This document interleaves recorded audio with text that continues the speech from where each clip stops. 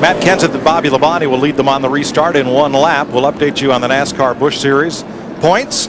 After Jason Keller won a thriller here yesterday, he and his rookie teammate Scott Riggs are the point leaders in the NASCAR Busch Series. Graduate of the Craftsman Truck Series, Riggs and Jack Sprague, second and third, former champ Randy LaJoie. And in the NASCAR Craftsman Truck Series, Robert Presley, Ted Musgrave, led a Dodge sweep at Daytona, Brian Rose, Joe Ruttman, and Rick Corelli. The Sears NASCAR Craftsman Truck Series. All right, green flag coming up. Matt Kenseth in the Ford, Bobby Labonte's Pontiac, Rusty Wallace's Ford, and the Dodge of Sterling Marlin, the Pontiac of Tony Stewart and pole sitter Ricky Craven.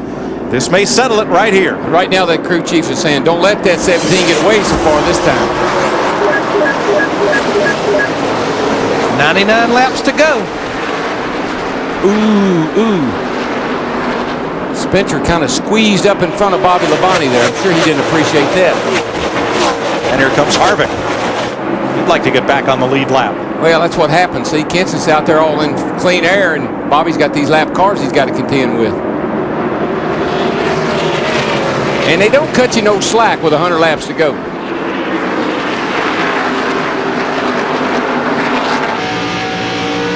From Rusty Wallace. I tell you, that Rusty got a gear laid up in that thing. I love to hear that engine. It's even turning a lot of RPMs on the back stretch. You can imagine what it's doing on the front stretch. He is singing that baby. You know, he's had a good day. I mean, he's been in the top 10 all day long. He's had a really good day. So let's see just how high he's twisting it. What's that thing? It's spinning the wheels up a straightaway.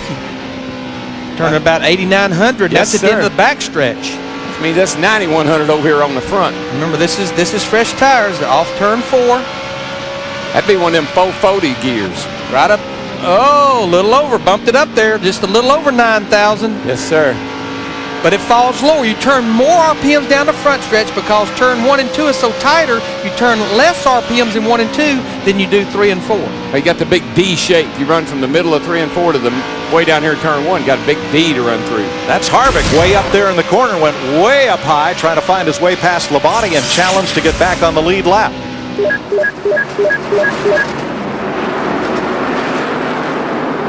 One spot back of Rusty Wallace. There's Sterling Marlin battling Ricky Craven. Steve? Hey guys, just listening to Sterling Marlin talking to crew chief or team manager Tony Glover. He wanted to know if the grill was cleaned off.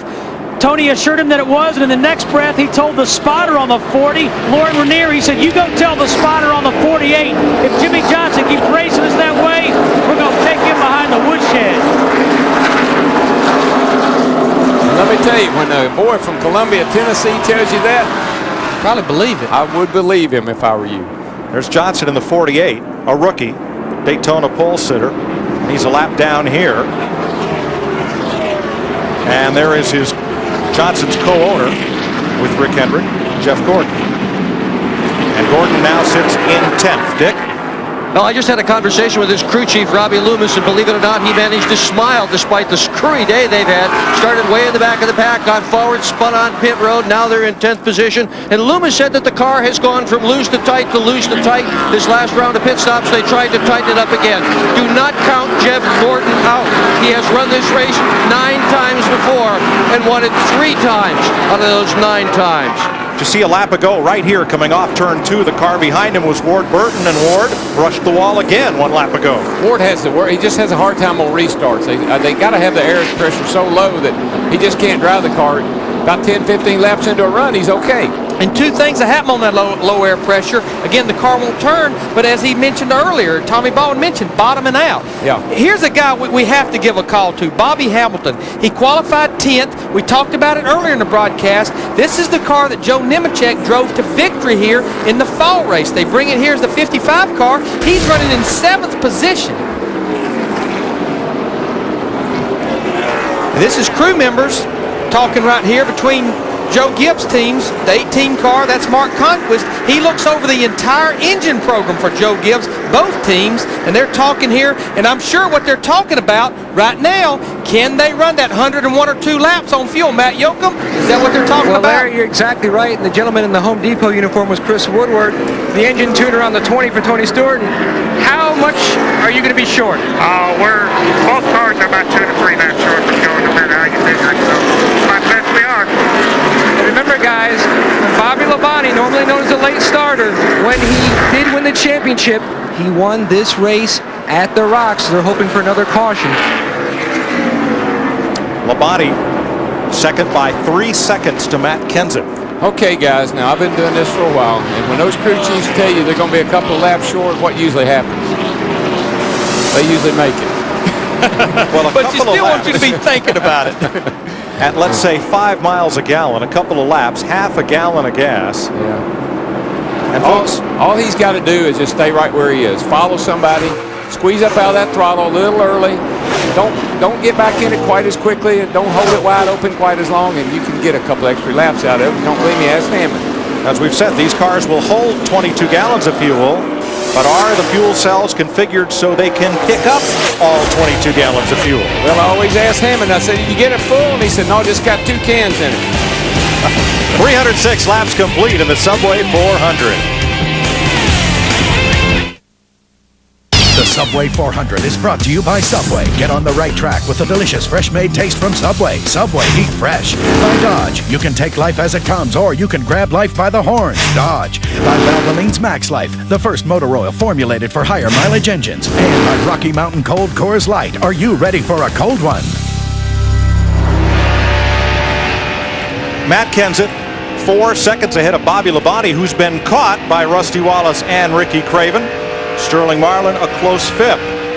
Next week, the land of screams and dreams. We headed to Las Vegas. NASCAR Winston Cup qualifying at 5 Eastern Time on Fox Sports Net on Friday. Las Vegas Speedway on Saturday, a big day. On FX, the NASCAR Busch Series presented by Midas at 3:30, followed by NASCAR Winston Cup practice. On Sunday, NASCAR this morning at 10 a.m. on the net. The UAW Daimler Chrysler 400, 3 p.m. Eastern Time on Fox. NASCAR Victory Lane wraps it all up Sunday night at 9 p.m. Now that's a No Bull 5 race. $1 million bonus at stake for these 5 drivers and the lucky fan who is paired with them in that Winston promotion. This is the top 5 finishers from the Talladega race in October. Watch this. You think this guy, he's leading the race by a considerable margin, and you think he's taking it easy and backing off? He got that left front below that white line. Now, unlike last week, it's not out of bounds. They figure it's enough penalty you get down there because the banking transition changes dramatically, and that's what upset Matt Kenseth in the 17 while ago. Well, you want to start in as low as you can because you know you're going to end up as high as you can. I tell you what, though, our pole sitter, 32 car, Ricky Craven, he's coming. This is a battle for 4th with Sterling Marlin. Sterling just got underneath him, Larry, and picked up the spot. Craven had been bumper to bumper with Rusty Wallace. I believe that Bobby Labonte is possibly trying to conserve fuel because Rusty closed up on him and then Bobby was able to pull away from him a little bit. So there's a lot of strategies that are being played out right now as to what's going to happen these last few laps. And the biggest one is, can you make the fuel last and can you make those tires last? The big key, yeah, you got, it's normally can you make the tires last, but when you have a caution with roughly 100 to go, it becomes can the fuel go that distance as well? Well, and the thing about it is the tire wear does get better as the day goes on. That last set of tires, that's probably your best set, and they do get the tire wear and everything does improve as the day goes on, and I think Matt can follow. Well, guys, whichever one chose answer A, Bobby Labonte is trying to conserve his tires, you're a winner because that's exactly what he's doing. He's trying to save those tires for a run at the finish. So it's Ford, Pontiac, Ford, Dodge. Remember the last time Dodge won the first 2 races of the season? Well, it was probably in 1970. Would you believe it's never happened? Oh. Chrysler Corp won the first 2 in 1956. Tim and Fonnie Flock. Dodge and Plymouth. Chrysler Corp won the first 2 in 71. Ray Elder at Riverside and Richard Petty at Daytona. Ward Burton won the Daytona 500, and Sterling Marlin is trying to put himself in a position to win here. These trying to catch this gentleman right here in this Ford, Matt Kenseth, in this 17 car. He is just really, it's like as the day went on, he has gotten stronger. But I tell you, the other guy that as well that happens to is Ben Bobby Labonte. The longer he has run, the better he has gotten. And I think he's going to chase it. I think he got beat here last year by inches by Steve Park. 590. Chased Steve Park down. Park dominated the race, and Bobby was able to catch him right at the end. Could happen again today. 5 cars still slow on the bottom up ahead. If they run to the checker and Labonte can gain 0.2 of a second a lap, he'll be there. Well, I tell you, I think he's probably can do that when his time comes. I'm gonna put my money on him again.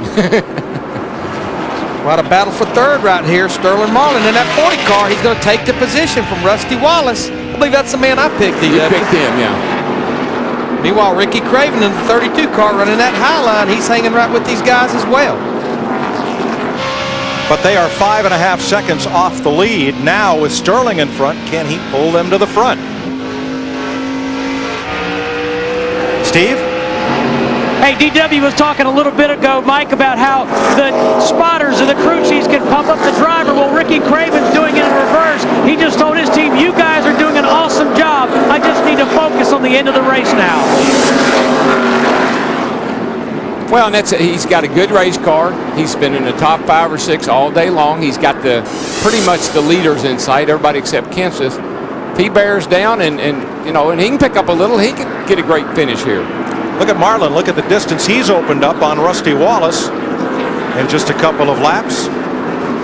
And we'll talk about the Darlington stripe in a few weeks. Ward has been doing the Rockingham rub down on that turn 2 wall all day, but he's still in the hunt. I can't believe he's still going. I mean, he has whacked that wall down there in the middle of 1 and 2 about 3 times, really hard. Had the car up in the air at one time. Kurt Busch, part of that battle toward the tail end of the lead lap. Ryan Newman as they chase. Schrader. Well, that was close. Remember Schrader in the 36. He was in that wreck on the backstretch earlier. The 97, Kurt Busch, and Ryan Newman, the 12. They were a lap down, got their lap back. Kurt Busch is, I tell you, we know he's fast because he drove away and left the leaders. That's how he got his lap back earlier. And there he is now. He just went around Ward, and he's on the move. And we should mention that from that 5-car wreck earlier, Kyle Petty and Casey Atwood both returned to the racetrack after repairs in the garage. Many laps down, but still running. And you may say, why would they bother? But they pick up 5 or 6 spots here. Points are so critical when it comes to provisionals, end of the year. So many things. You got to think points all the time, every time you go on the racetrack. It's not pretty, but it's still out there. Matt Kenseth's lead now stands at 4.2 seconds. But Sterling Marlin is beginning to close in on second place Bobby Labonte.